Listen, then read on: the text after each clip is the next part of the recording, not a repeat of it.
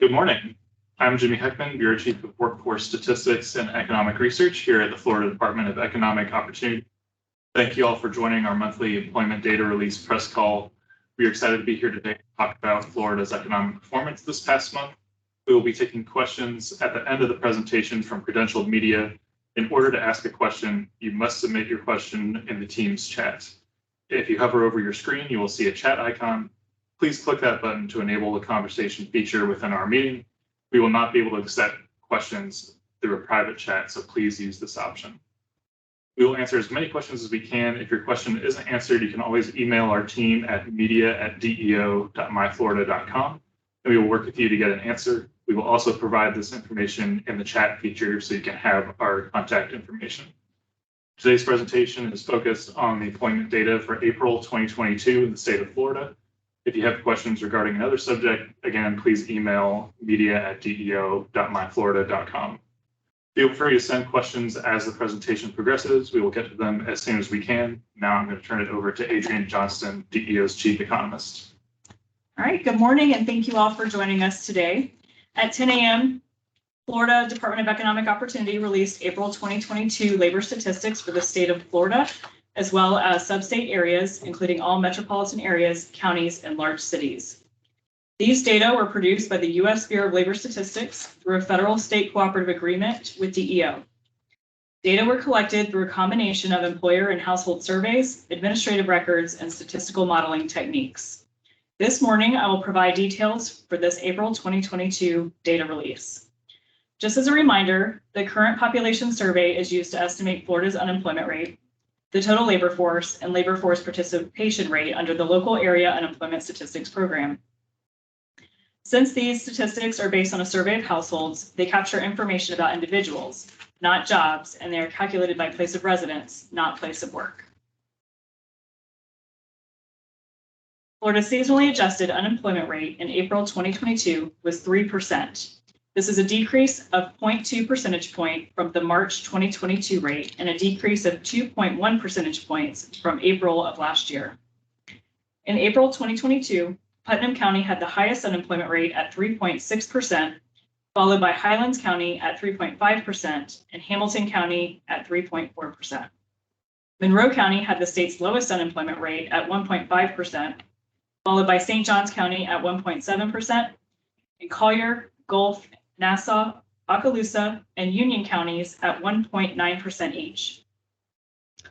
The national unemployment rate in April was 3.6%. Florida's statewide unemployment rate has now remained below the national rate for 17 straight months since December 2020. The unemployment rate for April 2022 represented 321,000 jobless individuals out of a labor force of 10,543,000.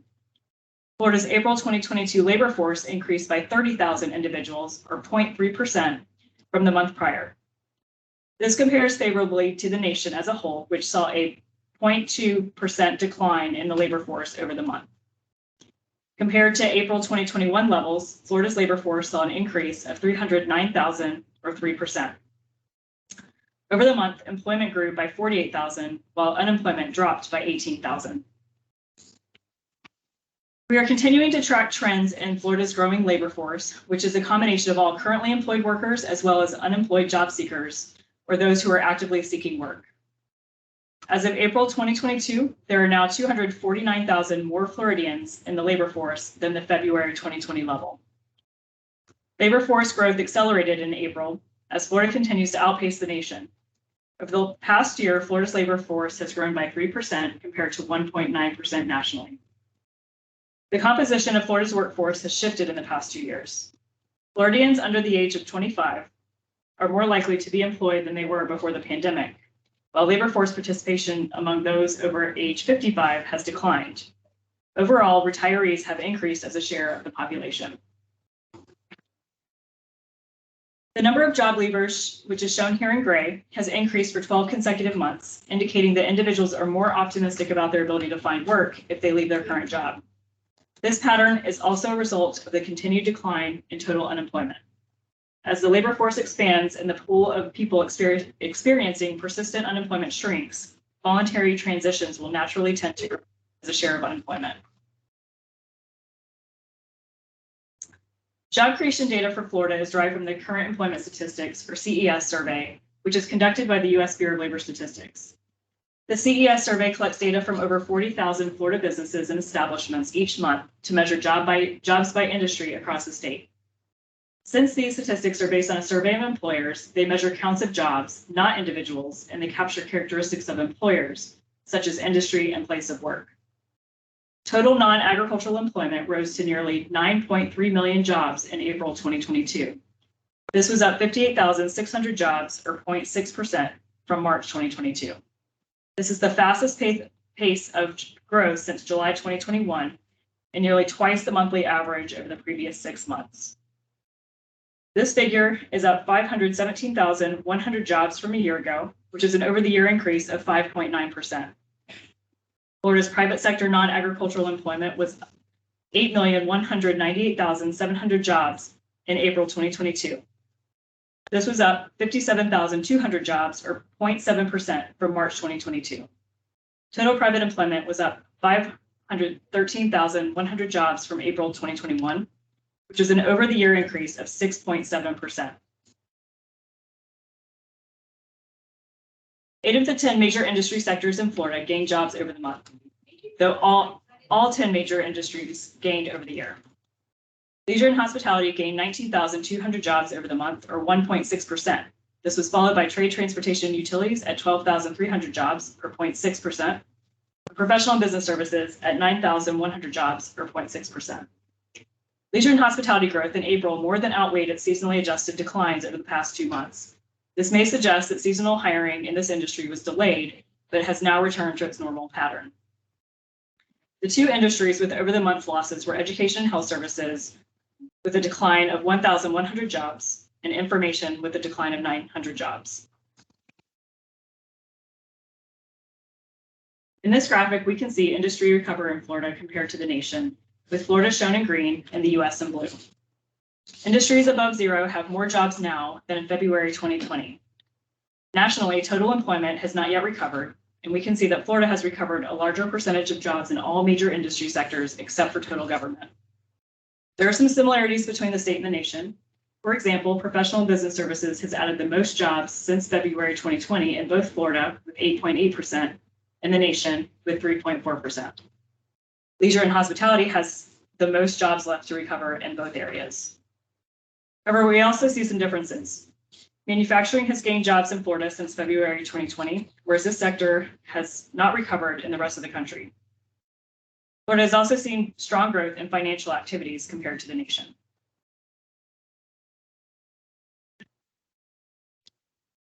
This map demonstrates the April 2022 seasonally adjusted local area data. This shows that 19 of the 24 metro areas in Florida have had over-the-month job gains.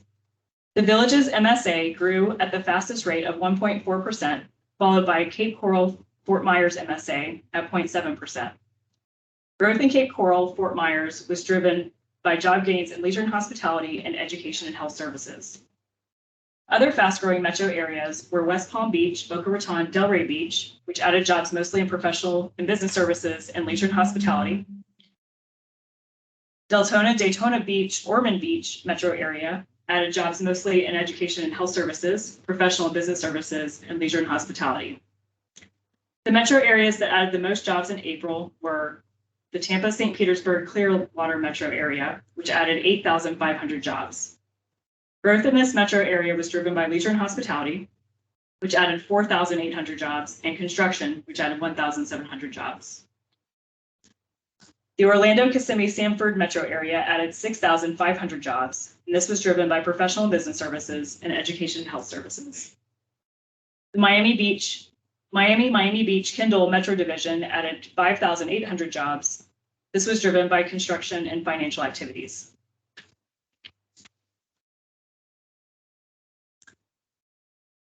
And finally, this graph shows the job openings and labor turnover survey, or JOLTS data, for Florida.